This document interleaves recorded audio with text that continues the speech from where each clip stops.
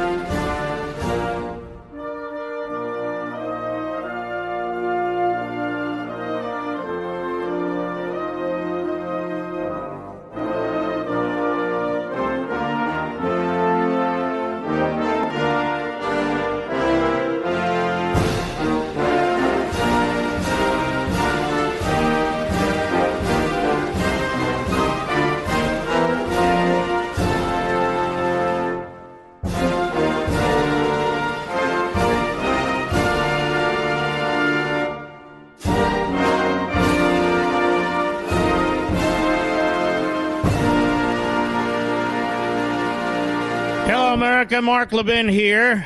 Our number is 877-381-3811. 877-381-3811. You're at the right place at the right time.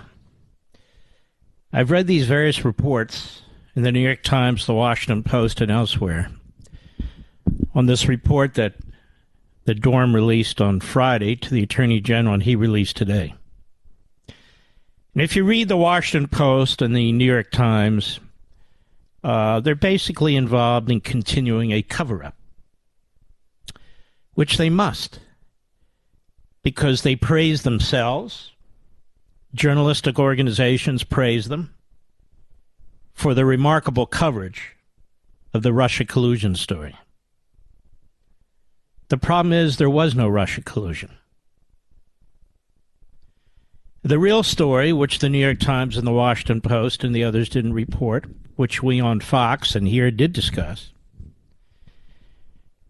the real dishonest, immoral, unethical activity that occurred with the Democrat Party, Hillary Clinton campaign, the Obama administration, and the FBI and the intel agencies. The Federal Bureau of Investigation is too big, it's too rogue, it's too dangerous. It must be slashed, it must be reorganized, and it must be put back in its box. It interfered in the 2016 campaign, it interfered in the 2020 campaign, and it's interfering with this campaign. And not just the FBI, the Department of Justice. I love the way they give themselves names, self-righteous names. Department of Justice. Not if you're on the wrong side, it's not justice. And as Durham points out, this all began with a phony predicate. A report from Australia that was not even seriously examined for its legitimacy by counterintelligence in the United States. And yet they opened a counterintelligence, full-blown criminal investigation against Donald Trump based on absolutely nothing. Which tells you that, again, this was used as an excuse, as a predicate to go after him. And at the same time, Durham points out, Hillary Clinton got a complete pass. Hillary Clinton's lawyers were read into what the FBI had been looking at, what the Department of Justice was considering, but not so with Trump. They just unleashed an attack on Trump. Now, Fox reports as follows. Special Counsel John Durham found that the Department of Justice and FBI failed to uphold their mission of strict fidelity to the law when they launched the Trump-Russia investigation. Fox News Digital obtained the report, and it's on this crossfire hurricane. That investigation looked into whether the Trump campaign coordinated with Russia to influence the 2016 presidential election. Based on the review of Crossfire Hurricane and related intel activities, we conclude that the department and the FBI failed to uphold their mission of strict fidelity to the law in connection with certain events and activities described in the report. Durham said his investigation also revealed that, and I'm quoting, senior FBI personnel displayed a serious lack of analytical rigor towards the information that they received, especially information received from politically affiliated persons and entities. This information in part triggered and sustained Crossfire Hurricane and contributed to the subsequent need for Special Counsel Mueller's investigation, the report said. In particular, there was significant reliance on investigative leads provided or funded directly or indirectly by Trump's political opponents. The department did not adequately examine or question these materials and the motivations of those providing them. Now, the reason the department didn't want to is because the department had no interest in it. That is, the department wanted any excuse to proceed against Trump. Even when at about the same time the director of the FBI and others learned of significant and potentially contrary intelligence. Durham is referring to past FBI leadership in his report, specifically former FBI Director James Comey and former FBI Deputy Director Andrew McCabe. My God, imagine if Trump hadn't fired Comey. Reacting to the report, the FBI said in a statement, the conduct in 2016 and 2017 that Special Counsel Durham examined was the reason that current FBI leadership already implemented dozens of corrective actions, which have now been in place for some time.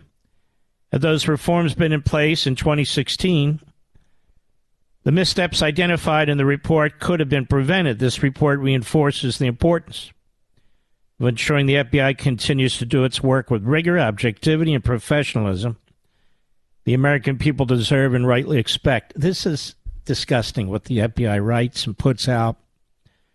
Christopher Wray is a complete fraud and a hack. He's a bureaucrat. They're doing exactly the same thing today. Exactly the same thing against Trump, and I'll get to that in a minute.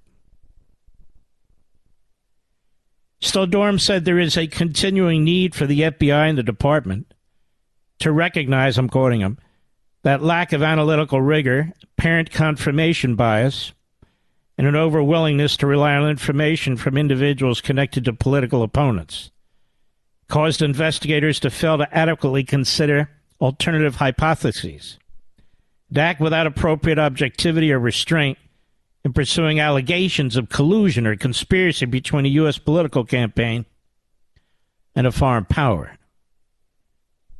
Although recognizing that in hindsight much is clear, much of this also seems to have been clear at the time.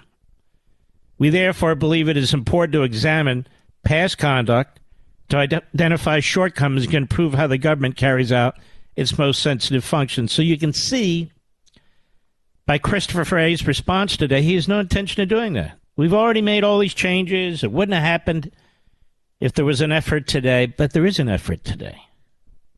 There's 2 grand juries, special counsel, and 2 ridiculous investigations, and I'll get to that.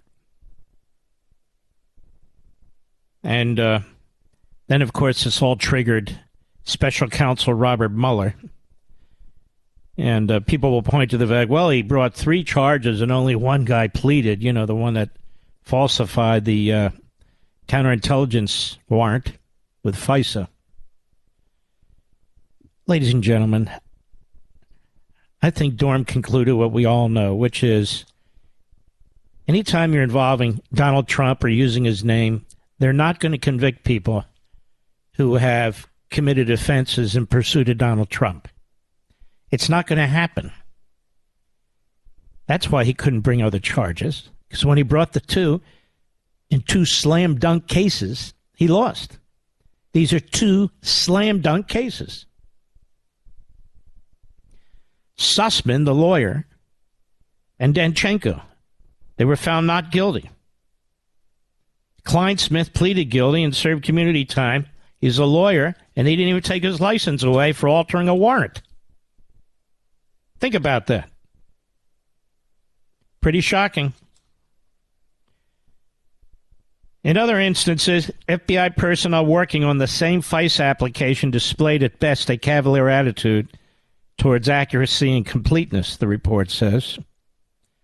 FBI personnel also repeatedly disregarded important requirements when they continued to seek renewals of the FISA surveillance while acknowledging both then and in hindsight that they didn't genuinely believe that there was probable cause to believe that the target was knowingly engaged, that is Trump, in clandestine activity. I suppose that's Page. On behalf of foreign power or knowingly helping another person in such activities. So what the media will do now is attack Durham. Oh, he doesn't provide any solutions. That's up to Congress. Oh, he didn't bring any more charges. Ladies and gentlemen, there can be a massive abuse of power that is not an element within the criminal code where they don't match up. That doesn't mean the abuse of power didn't occur. And if you read the New York Times and the Washington Post, you'll get sick to your stomach. So don't. I already read them. Now, when we come back, I want to comment on this. We'll be right back. Mark Levin.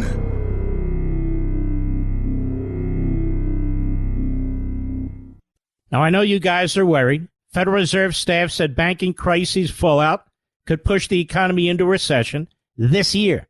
But you can do something about that. Learn how to protect the retirement you worked really hard for. I think a great way is to diversify with gold, and specifically a gold IRA. That's right, physical gold in your IRA. My favorite gold IRA company is Augusta Precious Metals. You got to call these guys and learn how a gold IRA can help you. So if you've saved $100,000 or more in a 401k or an IRA, call Augusta Precious Metals and get their ultimate guide to gold IRAs. Tell them Mark sent you, and they'll give you a free gold coin when you open a gold IRA. Call Augusta Precious Metals today, 8774-GOLD-IRA. That's 8774-GOLD-IRA. Consult your financial professionals before making investment decisions. Get risk disclosures at AugustaPreciousMetals.com. What a great company.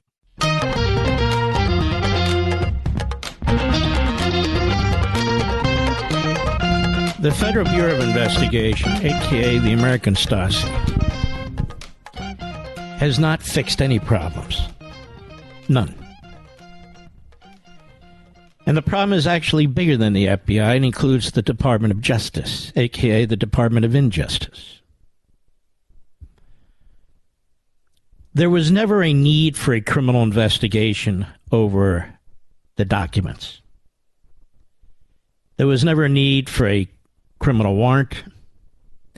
There was never a need for a SWAT team, an FBI SWAT team to go to Mar-a-Lago at sunbreak. At all. There was never a need for any of it. There's never a need for a federal grand jury. This would not have occurred and has not occurred with any other former president, former vice president, former secretary of state, former attorney general, former anything else. These sorts of things are handled civilly. They're handled with comity, C-O-M-I-T-Y. If there's resistance, there's pushback and pressure, but that pushback and pressure has never included a criminal investigation. Because you could virtually prosecute any former official who has documents except for a president, because a president and former president have different authorities than anybody else. But for instance, they could have pulled that trigger on Hillary Clinton. And if you're going to pull it on ex-presidents, they could have pulled it on Clinton. They could have pulled that trigger on Biden when he left office as vice president. My point is, there was no need to go to a 5-alarm fire with respect to Trump and documents and so forth. But they couldn't wait, and they did. There's no need for a criminal investigation of the transfer of power in 2020. None. As soon as it was learned that Donald Trump, in an Oval Office meeting with the Secretary of Defense, the Chief of Staff to the Secretary of Defense, the head of the Joint Chiefs of Staff, and others, he, on his own, suggested that he should authorize 10,000 National Guardsmen to protect the Capitol building on January 6th, which was turned down by Pelosi, turned down by Mayor Bowser. And this information is supported by contemporary evidence, including an Inspector General report that says so. That should have been the end of it. You don't authorize or offer to authorize 10,000 armed American troops to protect the Capitol building if it is your purpose to overthrow the government. It's one thing to challenge an election, to challenge electors that are in a particular state, to encourage a Secretary of State to find votes and that sort of thing, which, believe it or not, is pretty typical. The Democrats do it all the time. In fact, they did it against Trump. They did it against Bush.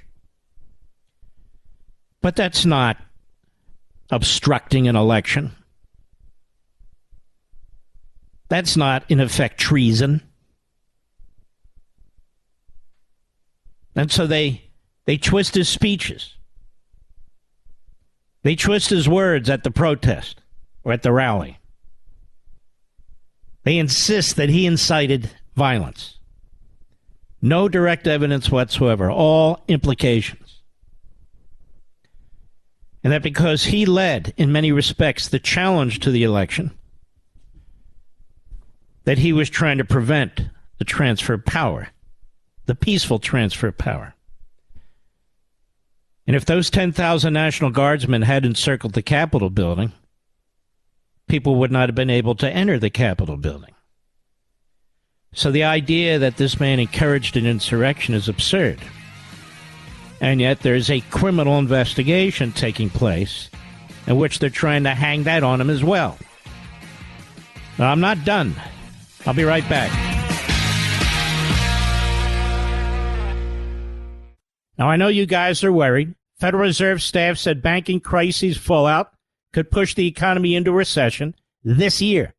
But you can do something about that. Learn how to protect the retirement you worked really hard for. I think a great way is to diversify with gold, and specifically a gold IRA. That's right, physical gold in your IRA. My favorite gold IRA company is Augusta Precious Metals. You got to call these guys and learn how a gold IRA can help you. So if you've saved $100,000 or more in a 401k or an IRA, call Augusta Precious Metals and get their ultimate guide to gold IRAs. Tell them Mark sent you, and they'll give you a free gold coin when you open a gold IRA. Call Augusta Precious Metals today, 8774-GOLD-IRA. That's 8774-GOLD-IRA. Consult your financial professionals before making investment decisions.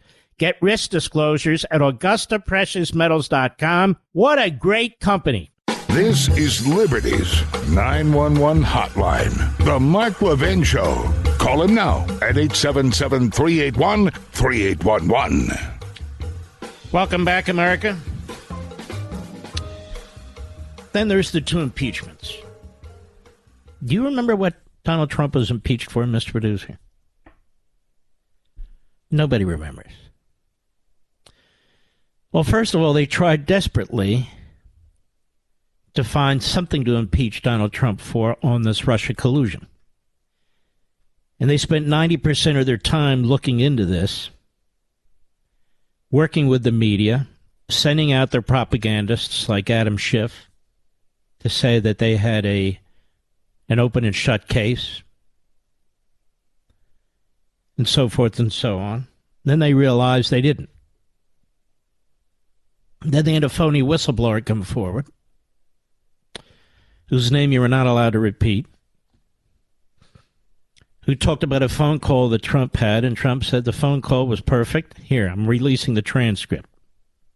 They had this Colonel Vidman come forward, a never-Trumper, a guy who hated Trump, with Ukrainian ancestry. And this call was to the new president of Ukraine, Zelensky,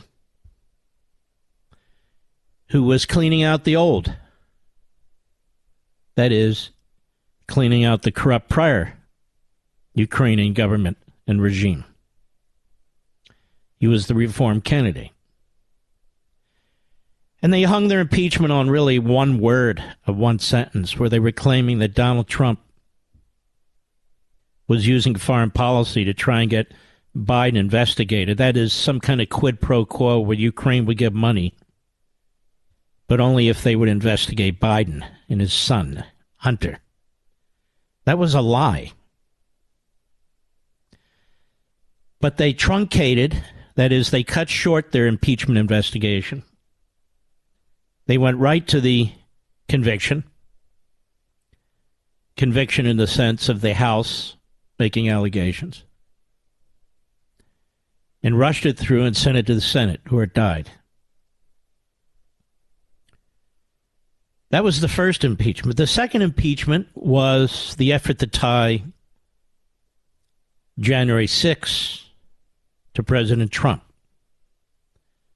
That is, the violent aspects. And they rushed through that. They didn't hold any serious hearings. They were joined by several Republicans in the Senate side, 10 on the House side, because they were angry. They weren't angry at Pelosi. They weren't angry at McConnell. They didn't say, why didn't you accept those 10,000 National Guardsmen? Or why didn't you muscle up the Capitol Police or the Capitol Hill Police, the Metropolitan Police? Which neither the mayor nor Pelosi did either. And neither did McConnell. And so Trump's out of office. He's in Mar-a-Lago, and they pursue his impeachment. The impeachment of a private citizen. And they say they do that to try and prevent him from ever running again. This is unheard of in American history. Absolutely unheard of. And you have a media in this country that is the most corrupt media in the history of this country. It's worse than yellow journalism. It's worse than the partisan media at the time, because at least they made it clear who they represented. They took sides, and they even put their names in the newspaper. The Arizona Republic, the Arkansas Democrat, or whatever. But not today. Not today. The media are populated with Democrat apparatchiks.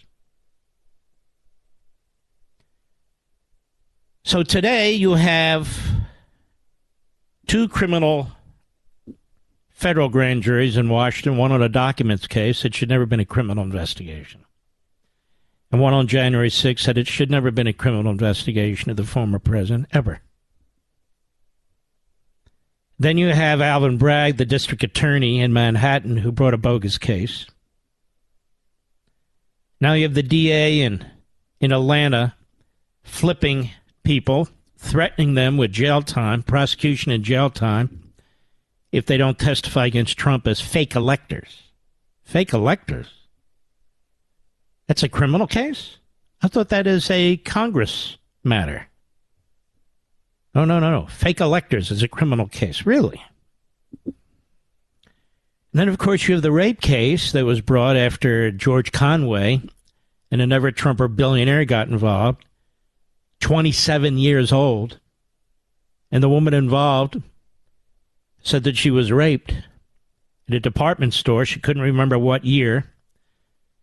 During the day in a clothes room, changing room. And the trial was a disgrace. And you won't hear this on MSNBC. You won't hear it on CNN. You won't hear it from Sununu, any of these people, because they don't want to know from Butkus. But when you can bring in information like a videotape of Access Hollywood, there are two individuals who make allegations that are utterly unrelated.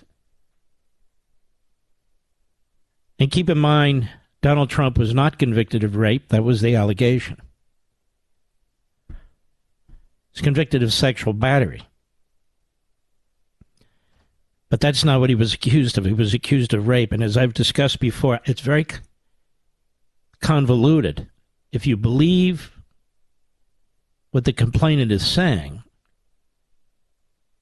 of the conduct of the president, then you convict him of rape. There's no lesser included offense. This is a civil case, not a criminal case. This has been utterly ignored for two reasons. One, it's very important. Two, I said it. I said it, so they ignore it. It's okay. You're out there. So all this is being done now. And so the FBI is interfering with this race, circling back to the point. The FBI is circling back to doing what it did before. It clearly interfered in the 2016 election, and that's pretty much what Durham says. And it's clearly interfering with this election in a very, very significant way, and that would include not just the FBI, but the special counsel serving as a U.S. attorney and the entirety of the Department of Justice. Conversely, Durham makes the point that Hillary Clinton, her investigation was treated completely differently. And it's funny, the New York Times and the Washington Post say, we already knew all this stuff. The New York Times and the Washington Post rejected all of this stuff. It's not what they knew, it's what they rejected. They rejected the fact that Hillary Clinton was treated differently. They portrayed her as a victim. They rejected the fact that when it came to her emails and her documents, that she's treated differently than Trump. They reject the fact that the destruction of emails and so forth has been treated differently than Trump. They reject all of that. They also reject the fact that Hillary Clinton in her campaign played a very, very significant role in really helping to destroy the FBI, our electoral process. And look at the division in this country. Look at it. Look at what they did to this country. And I don't expect the New York Times and the Washington Post to apologize. They basically just blew off this report. That's what their articles do. Oh, we already knew all this stuff. What's the big deal? Because it's the New York Times and the Washington Post. This is precisely the way CNN and MSNBC will respond. Then they wonder why they're despised. Actually, they don't. Their business model has changed. They're not interested in the least in appealing to as many Americans as possible. They're interested in one thing, appealing to a certain percentage of the population of the people. Not all the people. And that's their business model, and that's all they care about. That is, they know that Republicans mostly, and conservatives for sure, do not purchase their newspapers or read their websites. And I'll prove this to you. When CNN had Trump on, and Trump absolutely destroyed the phony partisan host at that town hall meeting. The CNN audience crapped their collective pants. And so what lesson does CNN take out of that? The lesson CNN takes out of that is don't turn on your audience. That is your base. That is your political base. That's what they take out of that. And they'll never do it again. I'll be right back. Mark Levin.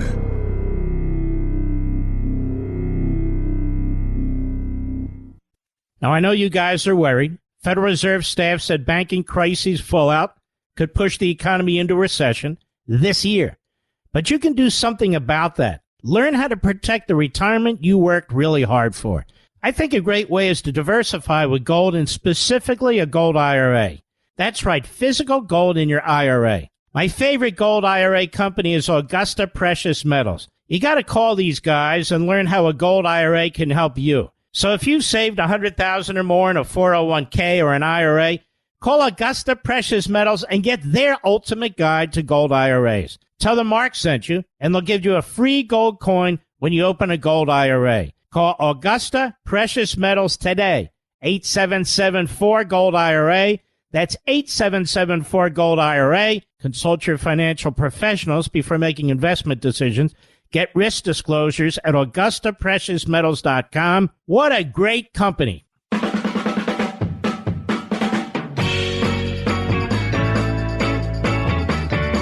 Beep, beep, beep, beep. Well, the ratings came out again all across the country. I want to thank all you folks. Especially want to thank the radio affiliates, stations out there that actually mention my show and promote it along with the other shows. We have a couple that don't do that. It's very bizarre, actually.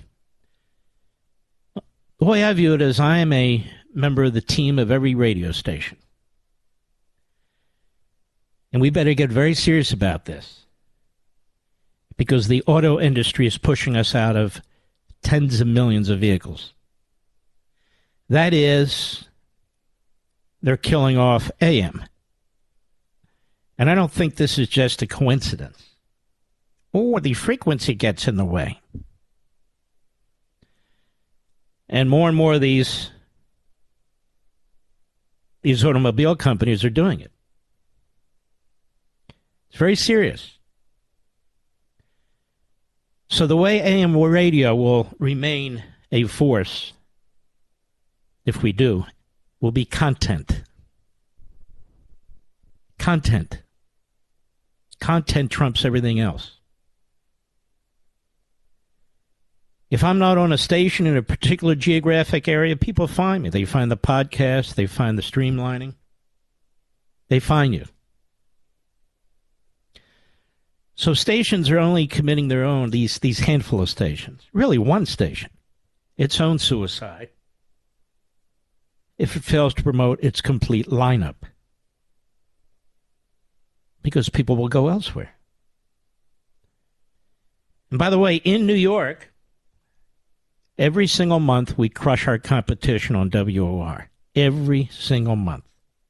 12 plus, 35 to 64, 25 to 54, 6 to 9 p.m. Sure, the guy's a very nice guy.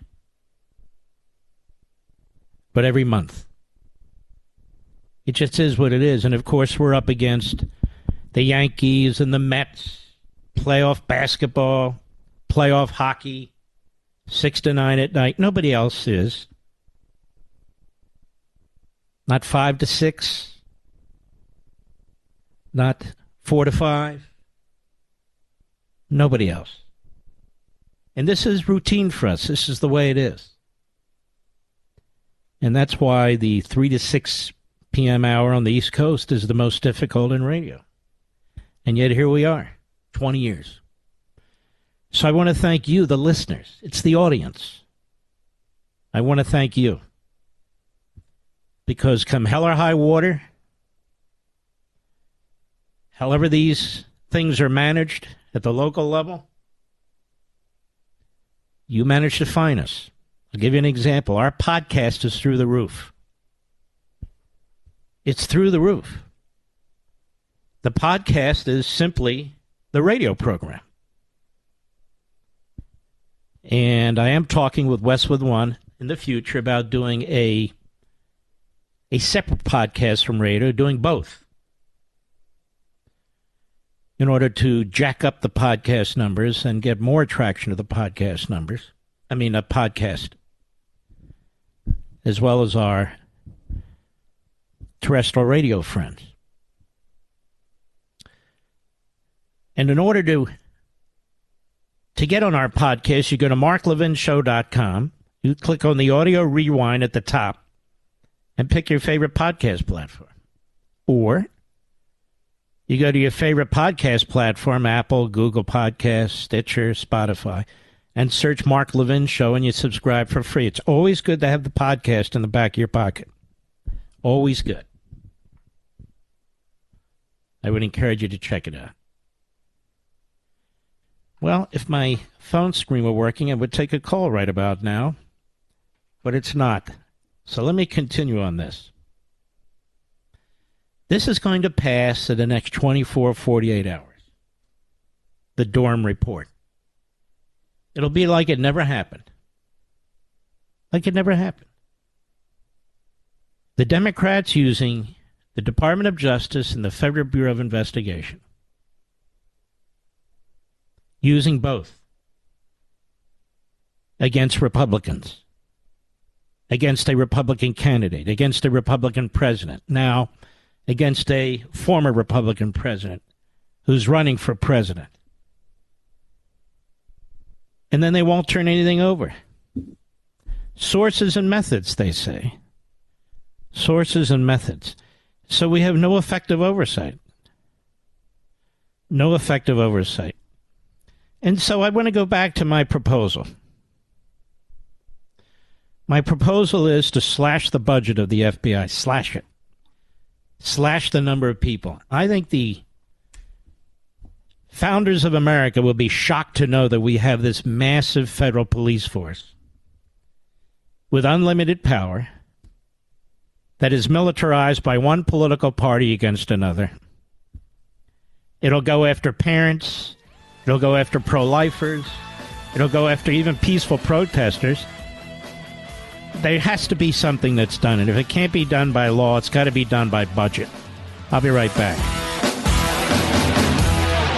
This segment of the podcast is exclusively sponsored by Pure Talk. Pure Talk offers great coverage and can save your family money on your wireless bill every single month. Go to puretalk.com to find the plan that's right for you. Thank you again for listening, and thank you so much for this sponsorship, Pure Talk. He's here. He's here.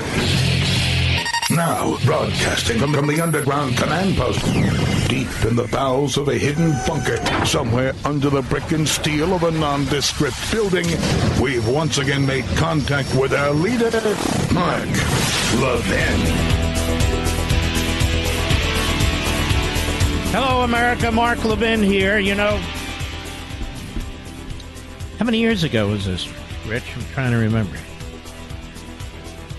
March, I think it was 2017. Does that make sense? Yeah. March 2017. Wow, 6 years ago. I want to tell you about March 2017.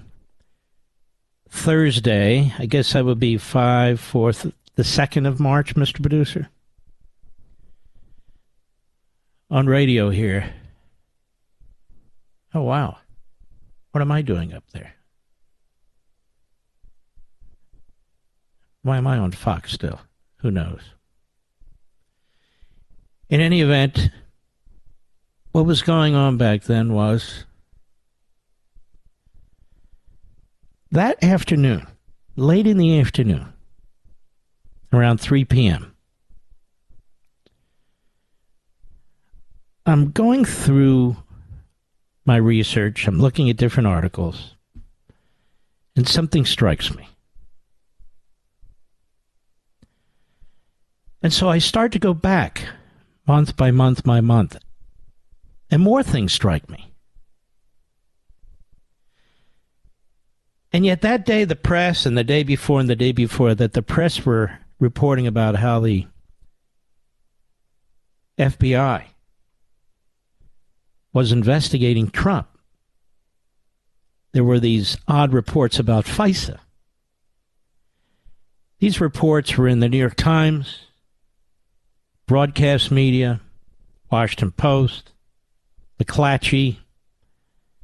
So I started to pull them together, going back several months.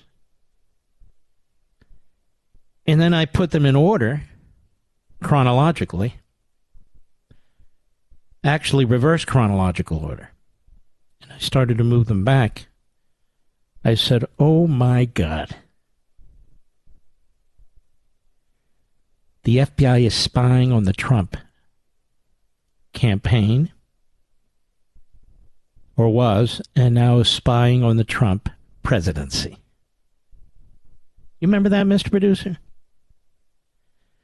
And so I was chomping at the bit to get on radio. I put them in order as exhibits, as lawyers do. And I put together, I think it was like 11 exhibits, give or take. And it was clear to me that the FBI had also gone to the FISA court. Now, I didn't have all the facts. I had whatever the media were putting out there.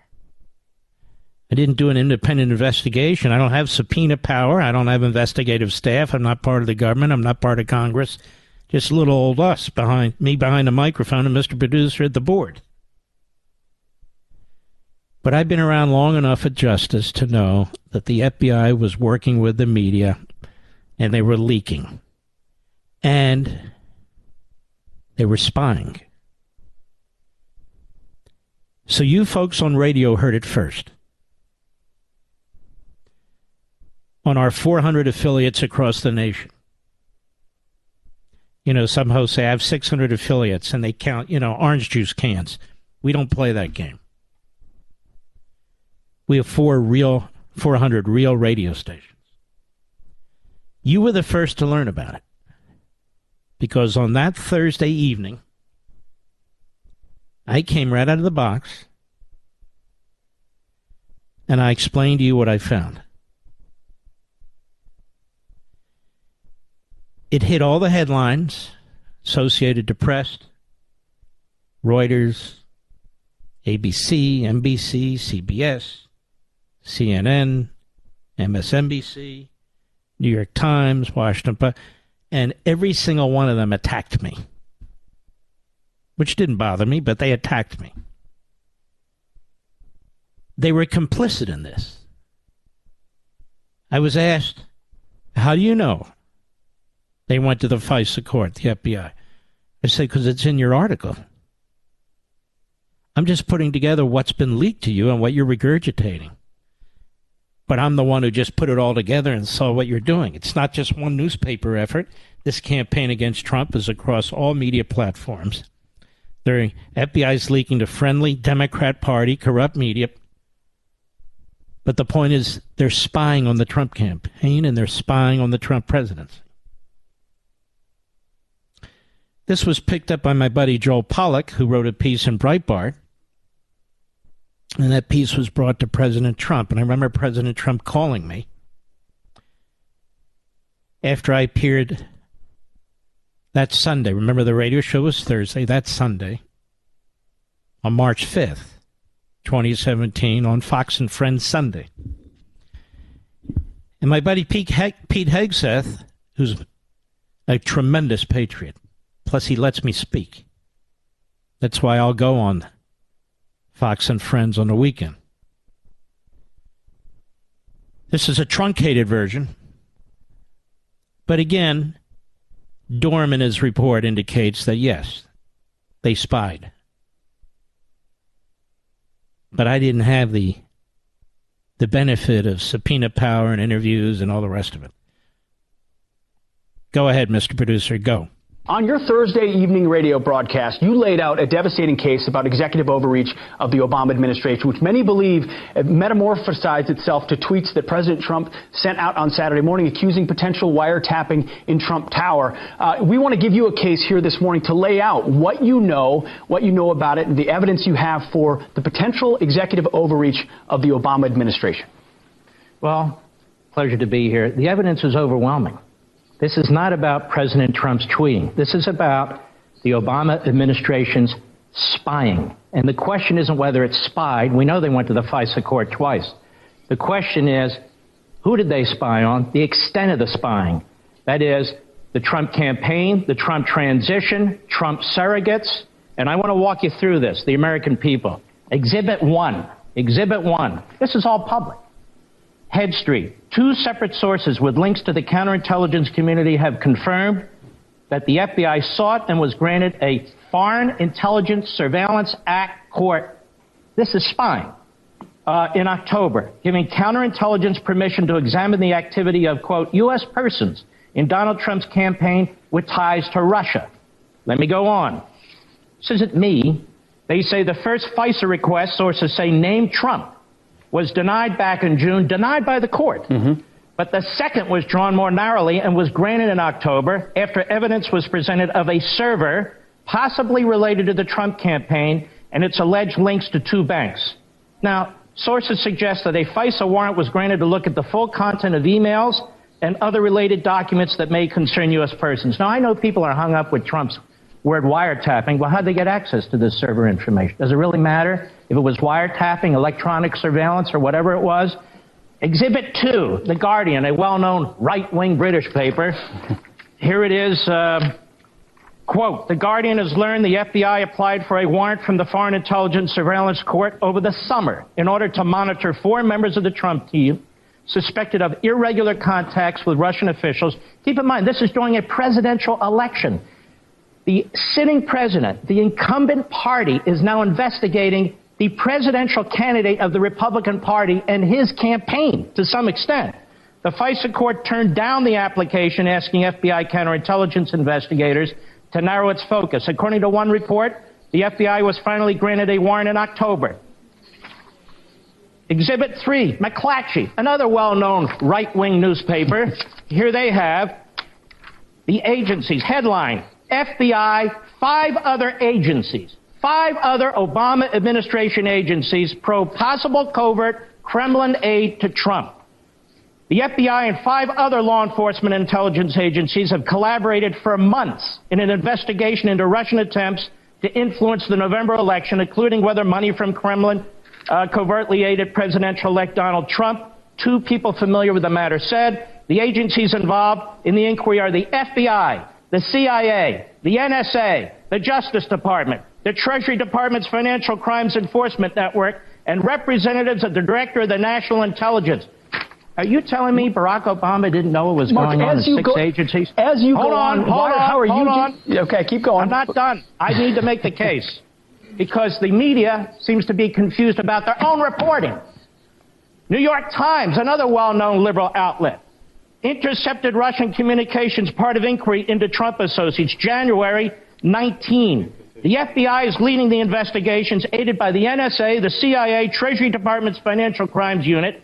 The investigators have accelerated their efforts in recent weeks, but have found no conclusive evidence of wrongdoing. Listen to this. One official said intelligence reports based on some of the wiretap communications have been provided to the White House. This is the New York Times, another right-wing Exhibit outlet. 4. Another right-wing outlet, Let's continue. New York Times again.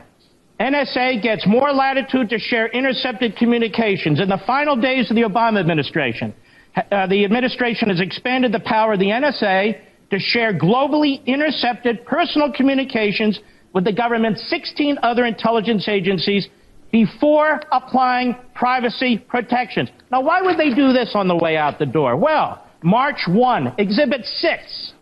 Obama administration rushed to preserve intelligence of Russian election hacking. In the Obama administration's last days, listen to this, some White House officials scrambled to spread information about Russian efforts to undermine the presidential election and about possible contacts between associates of President-elect Trump and Russians across the government. I'm not done. Exhibit 7, New York Times. Flynn is said to have talked to Russians about sanctions Trump took office. Well, where'd they get this information? Well, Mark, you know, the FISA court, they're always monitoring the Russian ambassador and so. How do we know that? Maybe they are, maybe they're not, but there's an awful lot of other activity. Sure. Here we have Washington Post, one more, Washington Post, March 2nd. U.S. investigators have examined contacts Attorney General Sessions had with Russian officials during the time he was advising Donald Trump's campaign. The focus of the U.S. counterintelligence investigation has been on communication between Trump campaign officials and Russia. All right. Listen to this. Well, we'll go live. You get the drift. And so it was obvious to me, having put it all together, that this was a campaign of espionage against the Republican nominee, the Republican candidate, then the president, his transition, and his presidency. Turned out all to be correct. Not in every particular. You can blame the reporters, not me. But that was the first. And that's why you listen to this program, because I don't monkey around. I'll be right back. Mark Levin.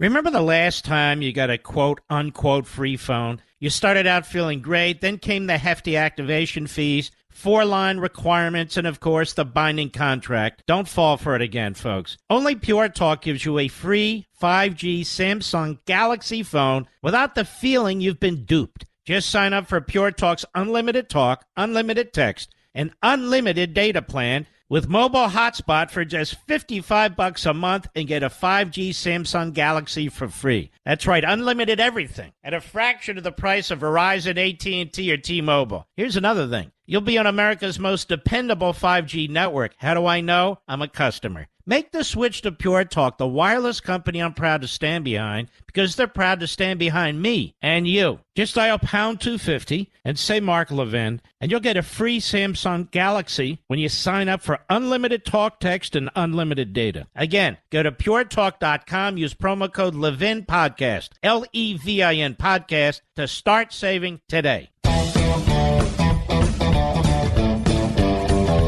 I want to welcome the courageous chairman of the House Oversight Committee, James Comer. How are you, sir? I'm well.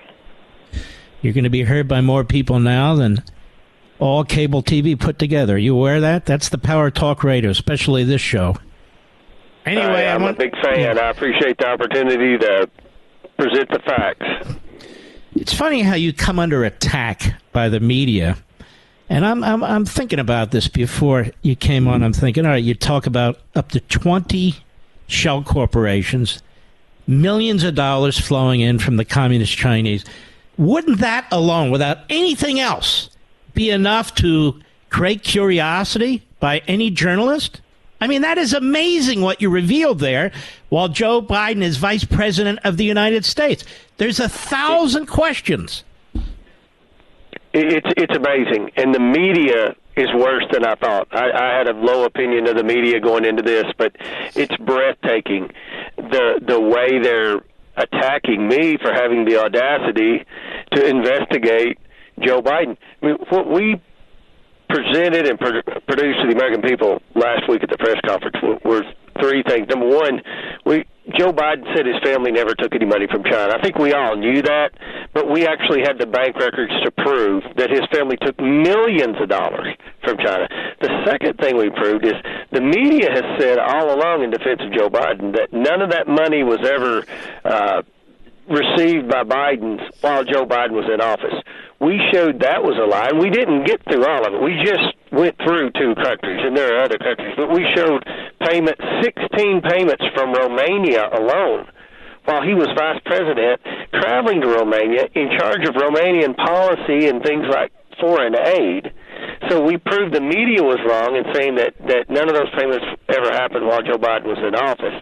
And lastly, we named 9 Biden family members, including his grandchild who was in college, who got wires from these foreign nationals. So the press comes out, in the New York Times, their headline is Comer swings and misses. Can't link anything to Joe Biden or something like that. I mean, it's like, are you kidding me? So it's been an amazing week to see how bad the mainstream media is. Now that we have this report out by Durham, and they're doing the same thing. Oh, we already knew all this stuff. What's the big deal?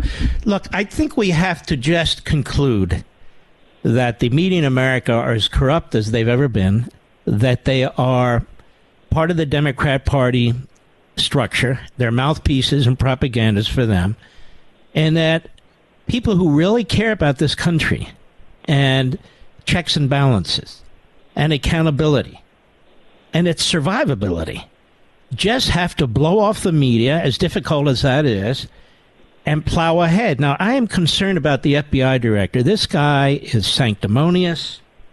He to me, is very snarky. He's going to keep using sources and methods as an excuse not to turn over information. First of all, the FBI didn't exist when the country was founded. Neither did the Department of Justice. They created Congress. And if you guys don't have oversight, there is no oversight. We have a rogue agency, right? That's right. And that's the one thing the Durham report stated as a recommendation. They need some type of oversight, some type of check and balance in the FBI. I mean, all we're asking for with this latest whistleblower that Senator Grassley produced is just whether or not the FBI looked into this allegation, which is 100% consistent with the bank records and with the shell corporations and with all the information that we presented to the American people last week. This informant turned this over to the FBI 3 or 4 years ago, before anyone knew about the shell companies, before anyone knew about how the Bidens actually had their business model to influence peddle.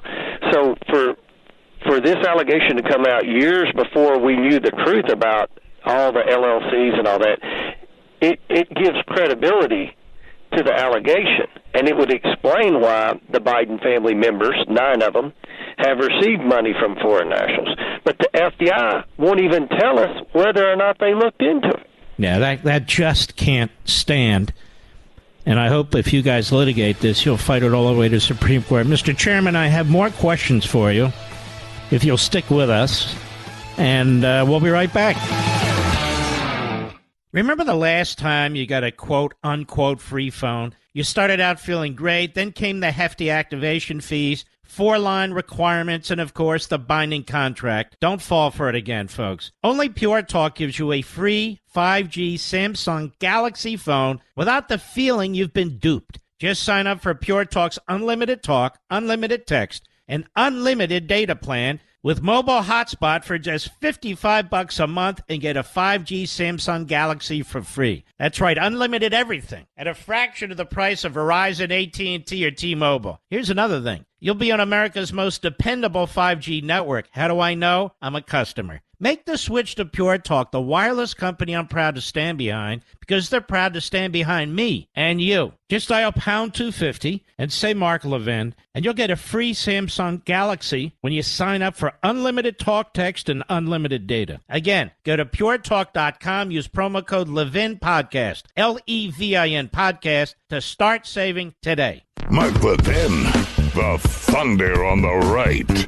Call in now, 877-381-3811.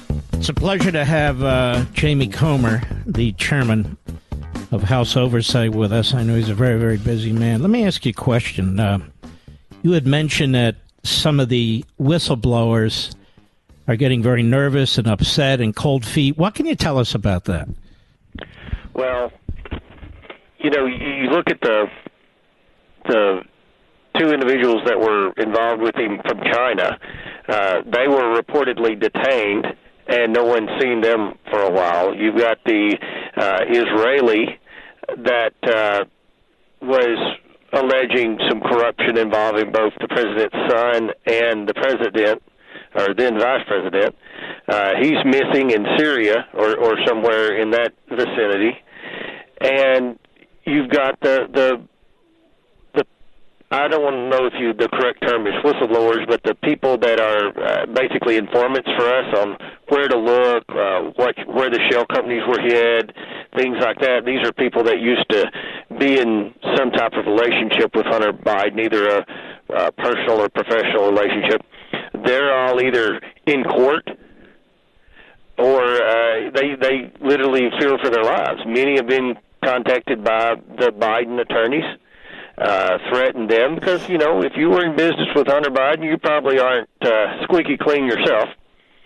So you've got a lot of intimidation taking place. I mean, and look at me. They flew a banner over the Kentucky Derby, which honestly helped me. But this dark money group probably, I'd say it cost over $100,000 to fly a plane all day over the Kentucky Derby, 250,000 people, with a banner attacking me. They've got billboards in my district. I mean, this only motivates me, doesn't attack me, but that's their business model. They're trying to intimidate the witnesses. They're trying to intimidate the banks that are cooperating with us, and that they know the banks that we're about to subpoena. And it's very disappointing to see these are people representing our leaders at the highest levels. Now, these are thugs. Actively engaged in a cover-up. Let me tell you something, Mr. Chairman. During the January 6 hearings, if somebody looked funny at a witness, they got protection. If somebody looked funny at a witness, they were said to be threatening them. The media went on about how brave they were and so forth. And, of course, in your case, and when it comes to these other witnesses, they mock you and they mock the committee. As a matter of fact, remember they had that whistleblower against Trump in the Ukraine case, and you couldn't even repeat the guy's name, even though it was public. Even though it was public. The media said, don't repeat. So it's completely disparate justice system, but it's also a disparate media treatment. That is, no matter what you guys do, this is what you're going to face. My question to you is, somehow you're going to have to pry information out of this FBI, and the only way you're going to be able to resolve it is to sue them. And one other thing, sir, if I may, since the law is not going to catch up with this FBI or the Department of Justice, and the idea that the Attorney General hasn't appointed a special counsel on Biden yet is so grotesquely unbelievable. You're going to have to slash their budget. You're going to have to dig into this department, into this agency, and either break them up, reconfigure it, reform it. But this thing needs to be shrinked. I think our founding fathers would say, my God, what the hell have you created here? I agree 100%. I think the support is there in the House of Representatives within the Republican conference. And I will tell you, Chuck Grassley's pretty upset. And he's always been a defender of the FBI. He's always been known for developing relationships and protecting whistleblowers. And the way the FBI has treated Charles Grassley, who is a credible, long-serving, distinguished member of the U.S. Senate, it's I think opened his eyes to the fact that this is a deep state bureaucracy that's out of control, and the only way to rein them in is to cut their budget. So the Senate is going to have to give us backup in October when we negotiate the full year appropriations bill. And there's going to have to be an awakening, and there's going to have to be some accountability to this runaway deep state agency that's covering up public corruption in the White House. I mean, there's no other way to put it. That's what they're doing. They're covering up corruption in the White House. They're involved in monitoring Americans on social media with the old Twitter. Mm-hmm. They are involved in going after the Catholic Church. Right. They're involved in going after pro-lifers. They're involved in going after parents. They're involved in going after, have you noticed, purely Republican politicians pretty much? They didn't need to jack up this documents case to a criminal investigation. As a former chief of staff to an AG, we would never have done that. And even on the January 6th stuff, you're criminally investigating what exactly? I mean, it's one thing to prosecute people who did violent things, But Donald Trump was the guy that offered 10,000 National Guardsmen. That's a kind of funny way to run an insurrection, don't you think? I agree. And, history is going to show that the overwhelming majority of the investigations against Donald Trump were baseless witch hunts. That's what the Durham report proved today.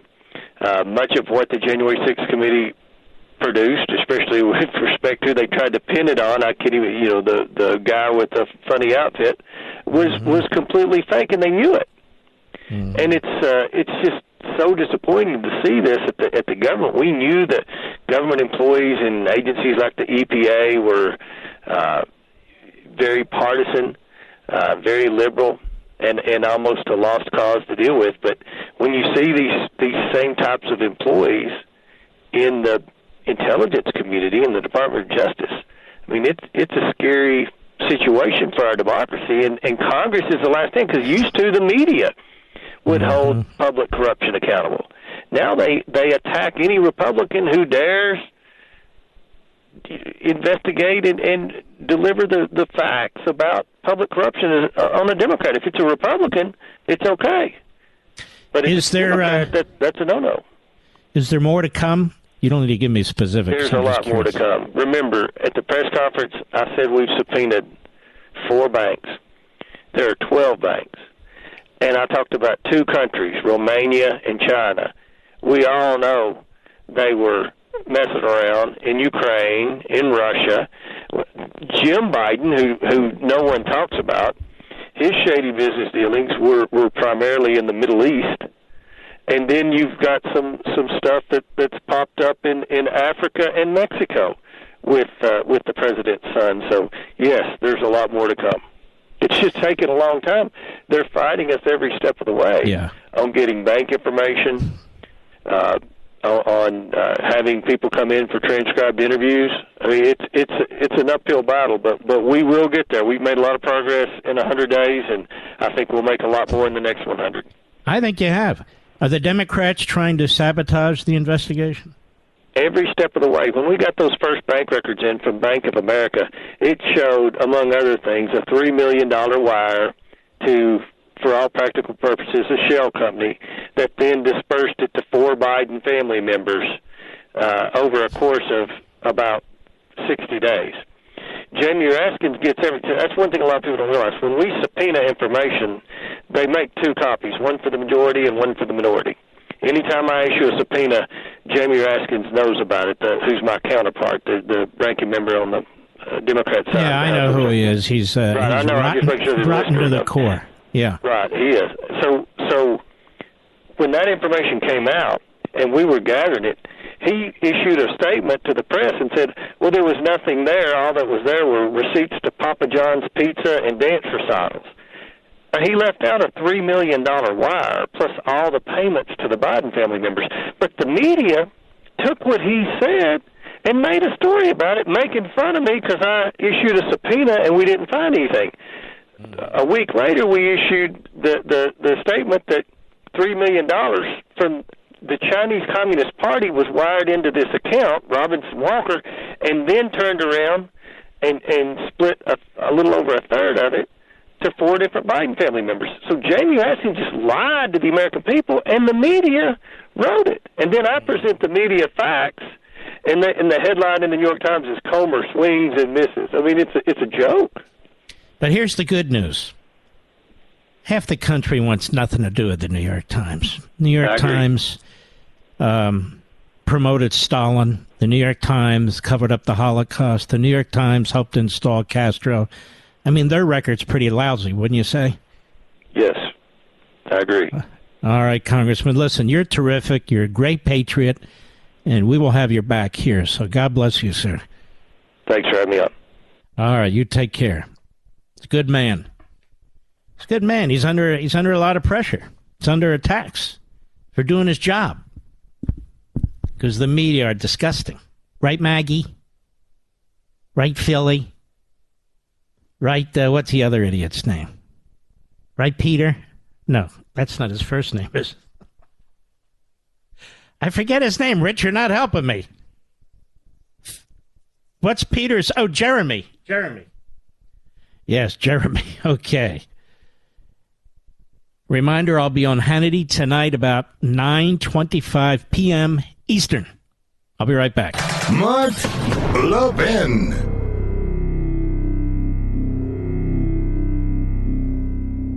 Remember the last time you got a quote-unquote free phone? You started out feeling great, then came the hefty activation fees, 4-line requirements, and of course the binding contract. Don't fall for it again, folks. Only Pure Talk gives you a free 5G Samsung Galaxy phone without the feeling you've been duped. Just sign up for Pure Talk's unlimited talk, unlimited text, and unlimited data plan with mobile hotspot for just $55 a month and get a 5G Samsung Galaxy for free. That's right, unlimited everything at a fraction of the price of Verizon, AT&T, or T-Mobile. Here's another thing. You'll be on America's most dependable 5G network. How do I know? I'm a customer. Make the switch to Pure Talk, the wireless company I'm proud to stand behind, because they're proud to stand behind me and you. Just dial pound 250 and say Mark Levin, and you'll get a free Samsung Galaxy when you sign up for unlimited talk, text, and unlimited data. Again, go to puretalk.com, use promo code Levin Podcast, Levin Podcast, to start saving today.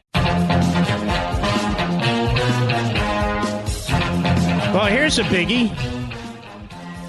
I want to thank my man Motley for sending this over, of Motley Crue. No, not really.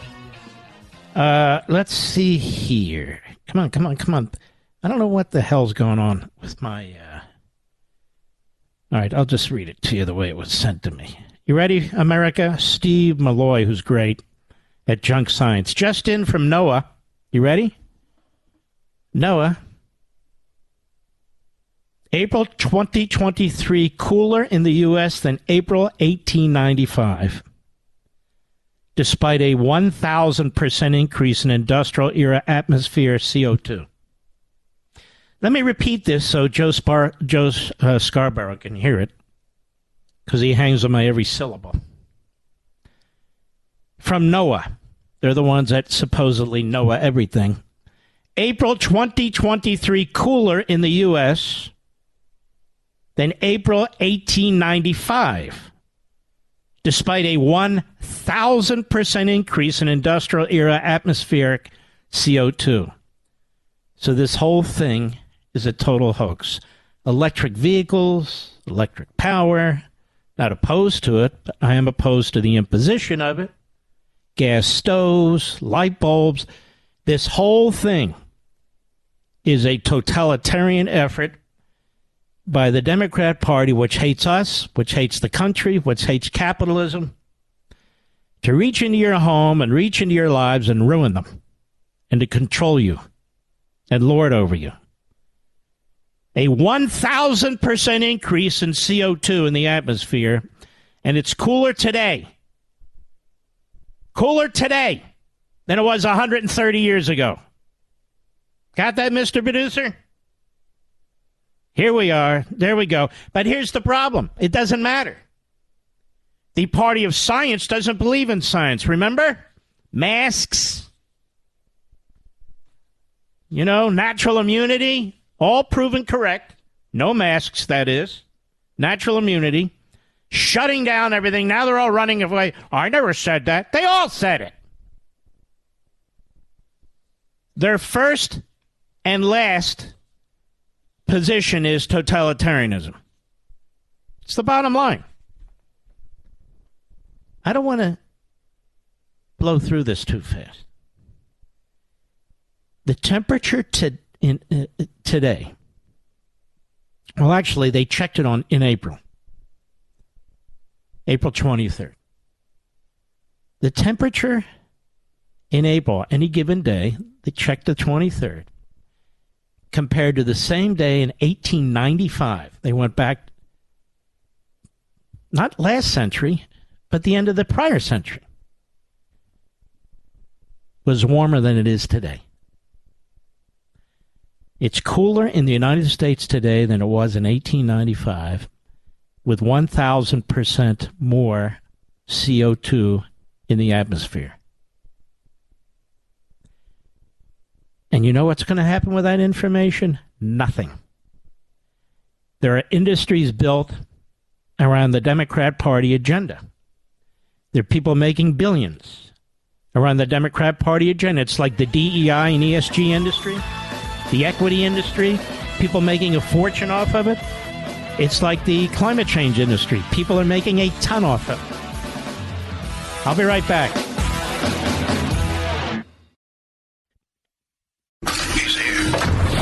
He's here.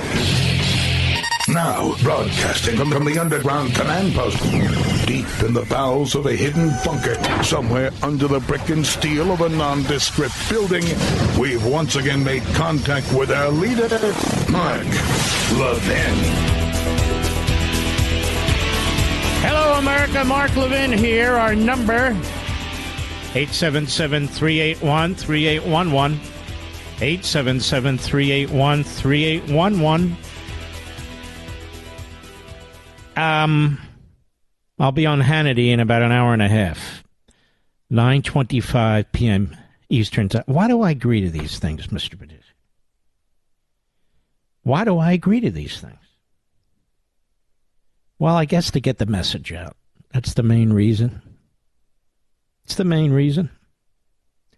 You know, Biden was at Howard University on Saturday during their commencement. He gave the commencement speech. And, you know, it's a historically black college. It is actually a very good college. But why would they invite a guy like this? He's the last of the old segregationists. He's remade himself, as Biden always does, he's a chameleon, into what he claims to be some kind of civil rights leader. And he talks about in college and law school, and after he got out of law school, his civil rights credentials. He had no civil rights credentials, not one. And as soon as he stepped foot in the Senate, sworn at the age of 30, he immediately joined the racist segregationists. James Eastland, Stennis, Fulbright, Gore. You can name them. So he was on that side of the argument on integration. In other words, he opposed it. And I'm not going to play for you all his statements and read to you all. It's out there for everybody to see. Even the administration at Howard. So now this guy runs around like he's some great civil rights advocate. He's going to save America from the white supremacists, which is everybody who's white, everybody. And then when he challenged on it, he said, well, I don't mean everybody, you know. But he does. And Joe Biden has spent a long career in Wilmington and Washington, D.C., playing the race card. He just switched sides on it now. Rather than playing the colorblind society card, he plays the race card all the time. And he feels this is what's going to get him reelected. He feels this is what stopped the Republicans during the midterms. He kept bringing it up. Plus, he's the great defender of democracy. Now, putting aside the difference between a democracy and republic, I don't need to get into that every time I bring this up. How is he the great defender of democracy? When he rules like an autocrat by executive orders. How is he the great defender? What has he done for democracy? Nothing. Ever. And so he's at Howard University, and he makes statements that to me are the most vile, hateful, racist statements of any president, probably since Woodrow Wilson, another Democrat. It's just appalling what he has to say. Cut 9, go. Racism has long torn us apart. It's a battle that's never really over. But on the best days, enough of us have the guts and the hearts to stand up for the best in us. So let's stop there. Notice his affectations. He thinks everybody's chiseling his words down for the rest of the time. This guy, by all measurements, is a moron, and always has been. And always has been. Go ahead. Love over hate, unity over disunion, progress over retreat. To stand up against the poison of white supremacy, as I did my inaugural address, to single out as the most dangerous terrorist threat to our homeland is white supremacy.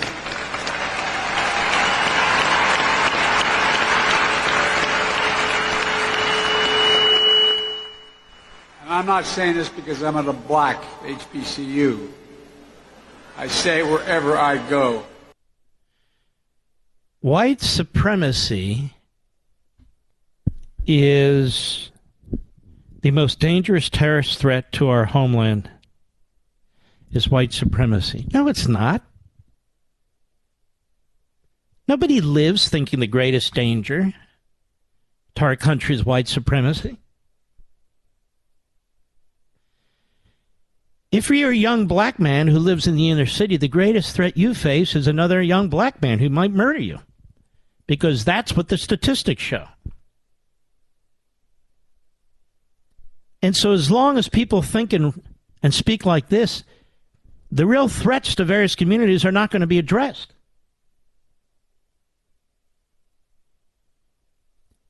I just read somewhere that by the time you're 40 in Chicago, did you see this, Mr. Producer? That you're likely to have seen somebody murdered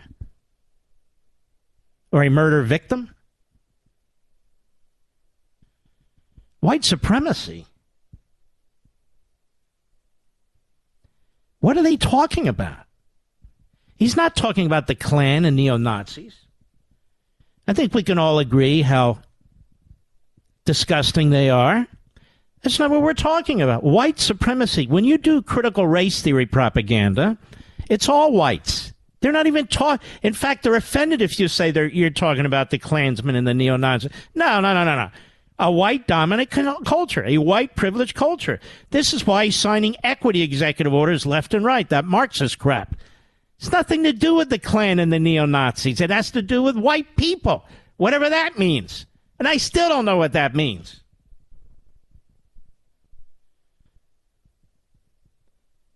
So if you're from Norway and you're from, I don't know, pick any other country. Let's say you're from Russia and your skin pigmentation is similar. You're a white person. You don't have anything culturally in common. Nothing. But you're white. You're white. If you're from the Congo and you're a black person who's from, well, pick any country, from Cuba, you don't have any cultural ties. This is what government does. This is what racists do. This is what Marxists do. Yes, all you people like that, you go over there. All you people physically like that, you go over there. All you here. Now, you get this and you get, what is that? That's not America. It's Joe Biden's America. Joe Biden's been on the side of racists no matter what. Just depending on the decade. Then he has the nerve to talk like this. You realize he's the last of the segregationists? He's the last one. This isn't how a president should speak. Compare him, those of you who are old enough, to Ronald Reagan. Shining city on the hill, how wonderful America is, how we're diverse, but we're united, e pluribus unum, from many one. Do you understand that is our national motto? It's on the Great Seal. My wife had to remind me of this. But not anymore. I can see the new Great Seal of America. Diversity, equity, and inclusion. Oh, okay. Sorry, I missed. So, you're the President of the United States. You bring the country together. You have a positive tone. You talk about how fantastic, but he can't, because the base of his party now and his party hates America. The guy never talks up America. Or he'll say some nice things about America after he's just trashed the country. He'll go like, America sucks, America is unequal, unjust, America's... But we are Americans, and if we only do this... It's one of those weirdo speeches. Guy's a weirdo. Guy's a weirdo. He's not sniffing women's hair. Or giving them massages. He doesn't even know them. Hi, how are you? Great. Why are you massaging me? Oh, sorry. So there he is at a historically black college, a very good one, trashing white people. Because he has nothing else to say. Nothing. This guy's been a lowlife his entire life. I've told you that. I'm from Philadelphia, which is very close to Wilmington, very close to the border of Delaware. This guy has been a lowlife his entire career. And he's a character assassin. He's a character assassin. I'll be right back. Mark Levin.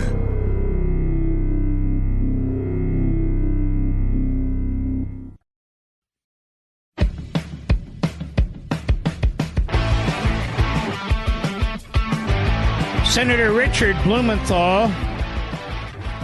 His nickname is Dick, as you can imagine. Dick Blumenthal. Connecticut's Dick Blumenthal says that, well, if Donald Trump wins the election and pardons any of the January 6 people, he should be impeached again. How come our senators don't talk this way? Here we have Joe Biden. Joe Biden has violated his oath of office to ensure that laws are faithfully executed, whether he agrees with them or not, all over the place, including on the border. And by the way, the media are very excited. They're taking Joe's talking point. You know, there weren't as many people on the border as we thought there would be. In fact, let me cut to that, and then I'll circle back to Dick Blumenthal. Jed Johnson was on. He was Obama's DHS secretary. Was on the Morning Schmo. Now, the Morning Schmo is a low IQ former Republic. Now he says he's independent. No, he's not. He's still a schmuck. But I want you to hear what Jay Johnson has to say about this talk of, well, it was much less than we thought it would be. Cut 8, go. My 6, staff will tell you if it was under 1,000 apprehensions the day before, that was a relatively good number. And if it was above 1,000, it was a relatively bad number, and I was going to be in a bad mood the whole day. On Tuesday, there were 4,000 apprehensions. I know that 1,000 overwhelms the system. I cannot begin to imagine what 4,000 a day looks like. So we are truly in a crisis. He said this today. We are truly in a crisis. 4,000. Well, on a good day, we have 4,000 now. Because on an average day, we have 8,000. And Joe Biden's very excited because it didn't get to 15,000 when they lifted Title 42. Because now the dumbing down is increasing the number from which we are to make comparisons. But the number is going up. But Joe Biden's very proud of himself. Now, the idiot hasn't done anything. He's on a bike again with the helmet. He's on the bike again, riding around like a homeless guy. But now back to Dick Blumenthal. We didn't forget Dick in Connecticut. Or Dick in Washington, I guess it would be. And he tells, I guess, the post-millennial that if Trump's elected president starts pardoning these people, it's time to impeach him again. That would be 3. Cut 10, go. Pardons the January 6th rioters, the insurrectionists who almost destroyed. So everybody on January 6th was an insurrectionist? I'm telling you, these people are evil. Evil. But this guy talks like Lon Chaney in one of those old sort of phony, scary movies with the monsters and everything. Yes, yes. Doesn't he say, you don't know who I'm talking about. Yes, yes, yes. This way, please.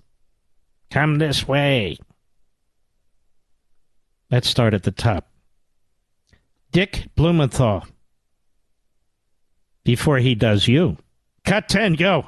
Pardons the January 6th rioters, yes. The insurrectionists who almost destroyed our democracy. All right, stop. Almost destroyed our democracy? Really? It's like climate change, folks.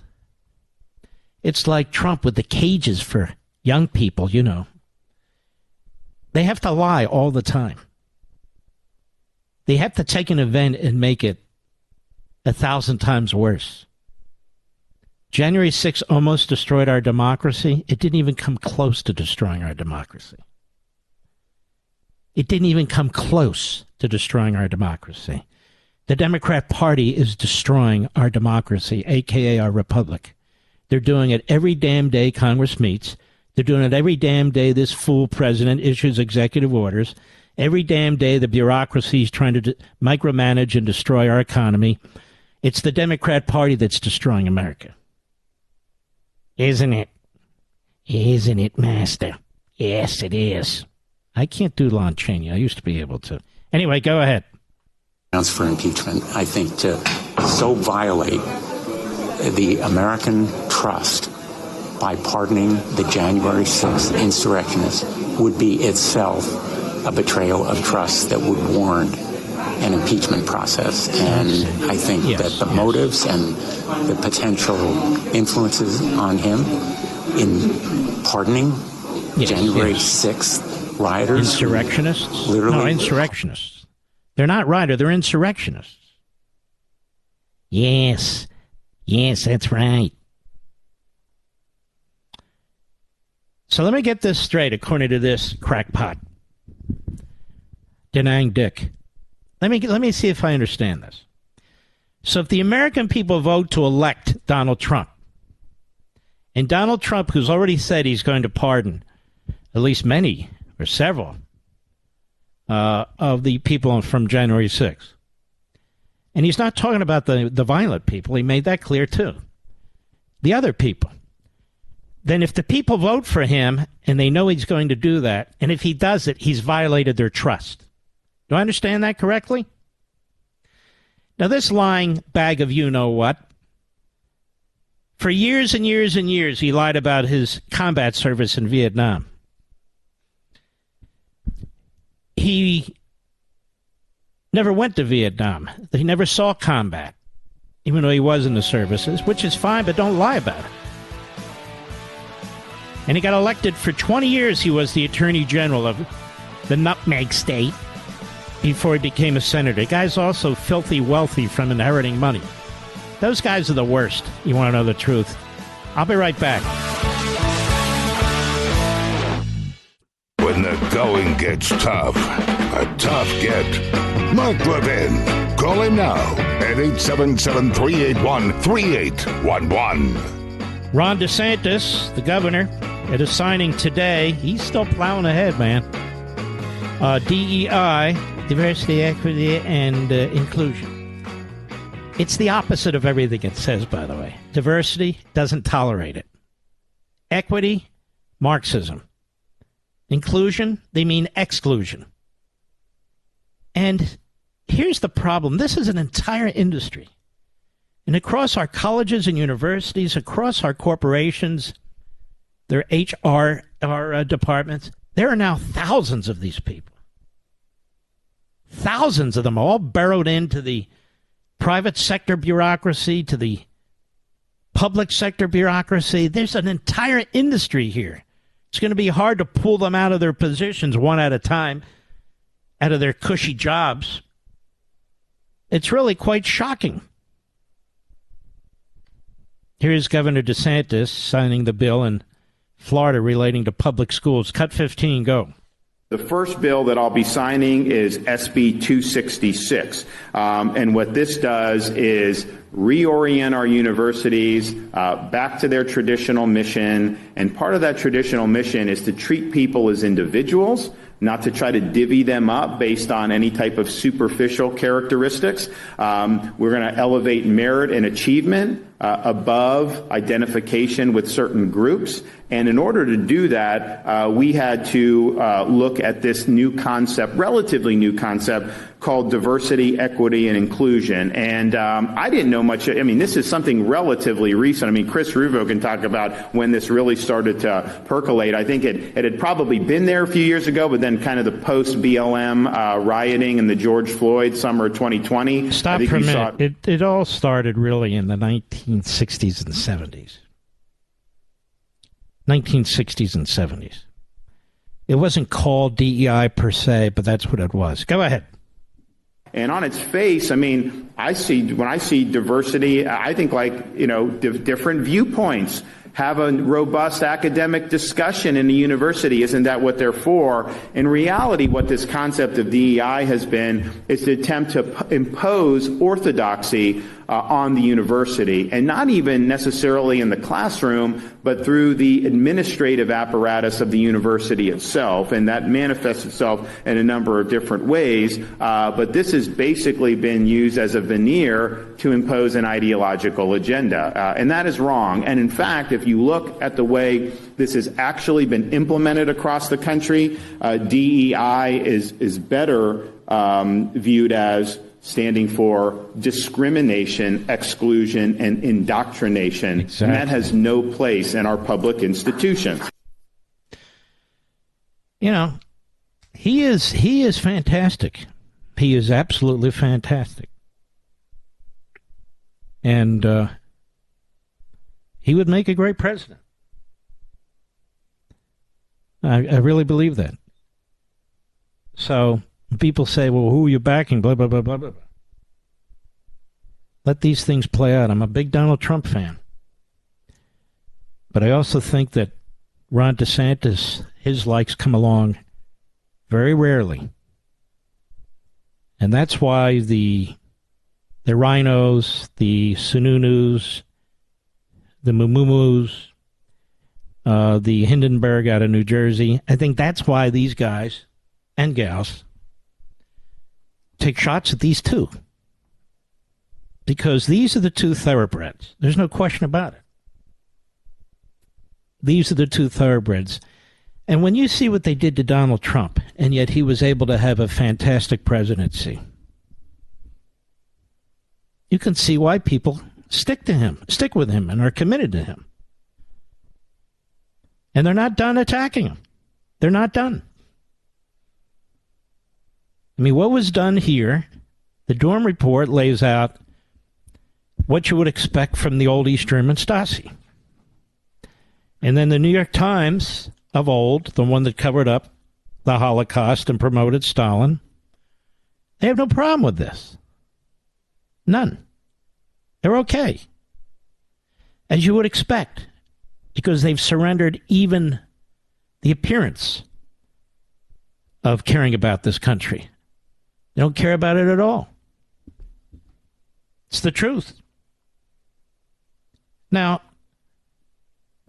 let's listen to Evan Perez, a reporter at CNN. Let's see if he does this straight. Cut 16, go. We finally have the conclusions, more than 300 pages released by the Justice Department.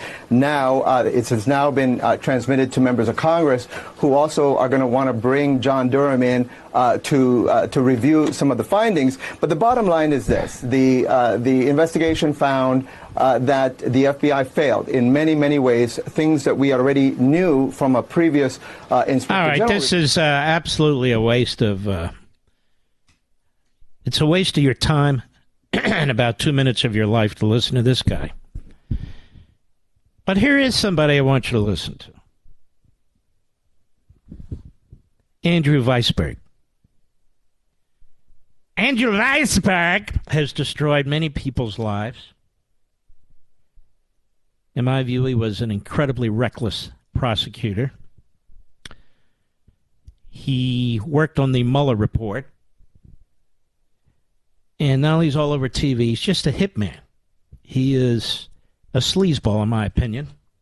I want you to listen to this, right? You know, and really, you have to ask MSNBC and CNN, why do you put people like this on? This is an affront, what took place. This is an affront to our system of justice. It's a complete affront. And yet you're off there, you're perfectly fine with it, because they're invested in it, ladies and gentlemen. They were invested in Russia collusion. They handed out awards to each other. And so they can't come down on it. And they're not going to. Because they're still going after Trump. Cut 18, Andrew Weissman on MSLSD. Go.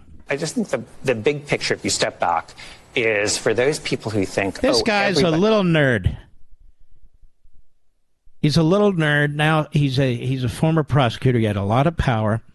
So obviously his ass was kicked all over the kickball field, all over the baseball field. And I'll get back at society. I really will. What are you talking about, you little shrimp? I'll get back at society. I'm going to become a federal prosecutor.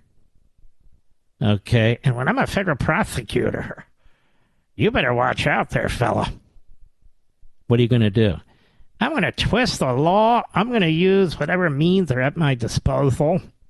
I'm going to use the resources of the federal government to do what? To go after people like you. Now start at the top. Go. I just think the big picture, if you step back... It's a pretty good imitation, don't you think, Mr. Producer? I think if you step back, the really big picture here is that, the Democrats are good and the Republicans are bad, The Russians interfere with the election, and what we have here from Durham is a big fat nothing. Go ahead. I just think the big picture, if you step back, is for those people who think, everybody does it. The Democrats do it, the Republicans do it, everybody's up to no good and shenanigans. Everybody does what, you idiot? We're talking about the FBI and the DOJ. What do you mean everybody does it? Trump's the victim, you schmuck. Go ahead. That's just not true. There is a false equivalency because you have an enormous number of cases which were proved, where there, as you pointed out, there are convictions, where there is a there. Well, that's all well and good. And tell me, how many people in Biden's circle have been investigated? How many? Well, almost none, really. Yes. Go ahead. In the 2016 election. They're continuing to interfere. There are people who've gone to jail. Shut up, you swine. I'll be right back. Mark Levin.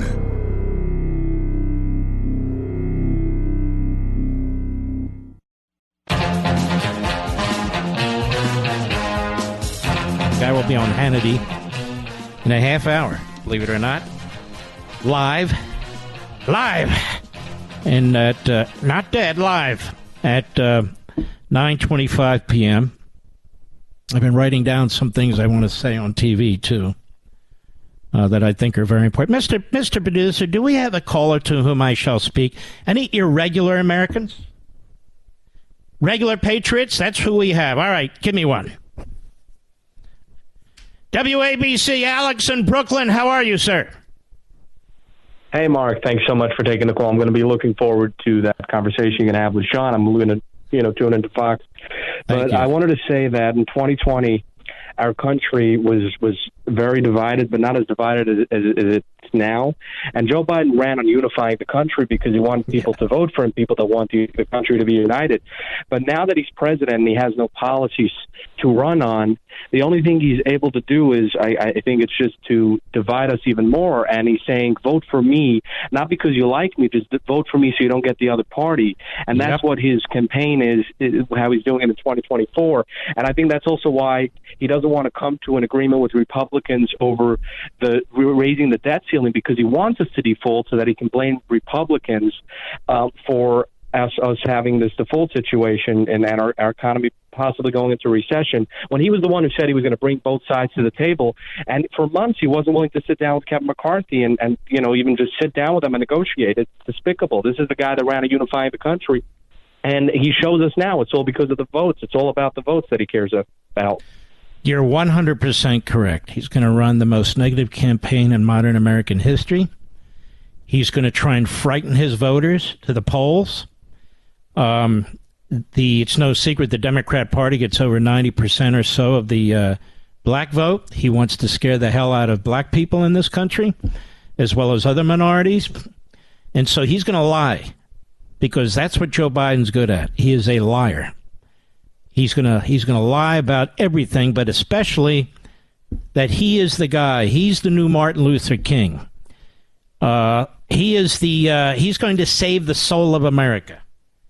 He stands between millions and millions of white supremacists and minorities in this country. It is so hideous. Rather than raising the spirits of Americans, rather than raising the desires of Americans, rather than being a positive force and voice for Americans. I mean, I would encourage people, and I would encourage you, if you haven't, read Abraham Lincoln's second inaugural address. This man led the country through the Civil War, and he showed no animosity to the Confederate soldiers, none. Because he knew in order to bring the country together, he couldn't do that. Of course, he was assassinated by a Democrat. Just pointing that out. He was assassinated.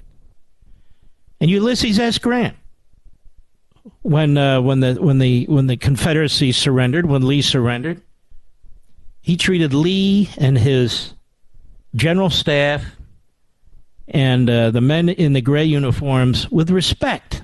Didn't agree with them, may not even have liked them. But again, he knew that if we're going to bring the country together, this is what it's going to take. Joe Biden has built up nothing. He's contributed nothing. He's a wrecking ball. He's destroying our institutions. He's destroying what people before us in this country invented, produced, developed. He's destroyed hundreds of years of what this nation has been able to do in 2 short years.